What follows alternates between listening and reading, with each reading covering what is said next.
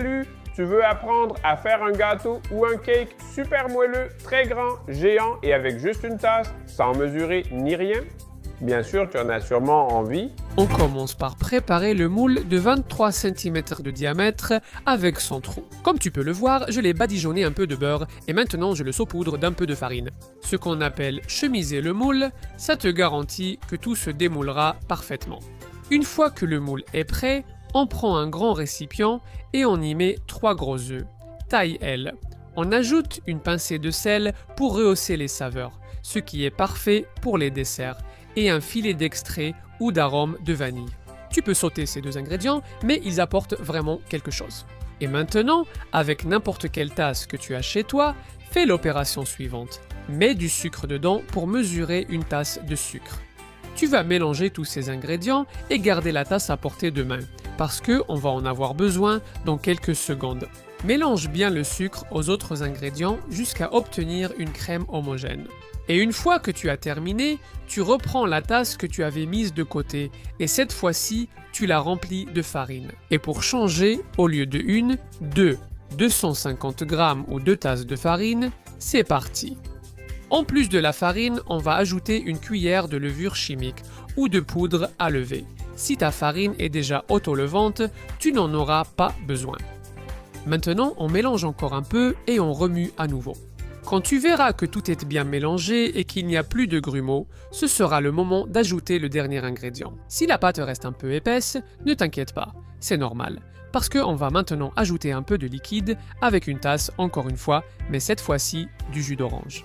Verse 200 ml, fouette une dernière fois avec un batteur, un fouet ou une fourchette jusqu'à obtenir une texture bien lisse. Recette prête. Et on ajoutera une touche en plus. Je prends une pomme qui vient d'être lavée, je la coupe en quartiers, j'enlève le cœur et chaque quartier, je le coupe en tranches, puis je tourne et je fais des dés qui sont relativement petits.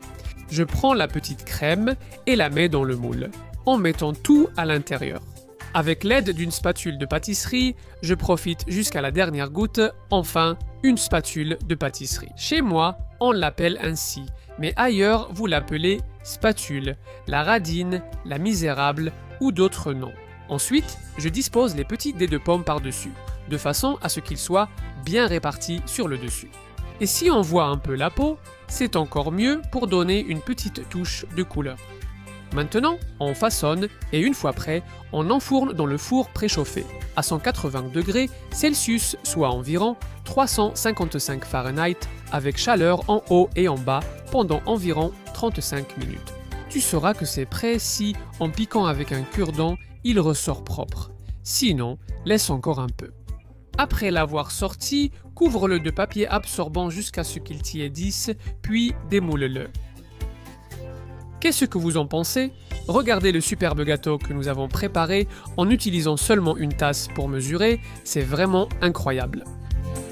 Regarde quel magnifique gâteau. Un dessert incroyable, facile à faire, bien moelleux, surprenant. Et avec cette découpe, regarde comme il est juteux. Regarde comme il est moelleux. Une véritable merveille qui donne envie à toute heure.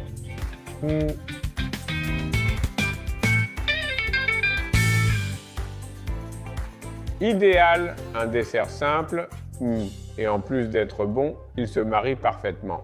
Tu peux le tremper dans le chocolat, le lait, le thé ou ce que tu veux. Et toi, dans quoi le tremperas-tu? Dis-le en commentaire. Je suis sûr que tu as déjà eu la meilleure idée. On apprend ensemble. Dis-moi d'où tu regardes la vidéo et on découvrira le monde et ses bonnes choses.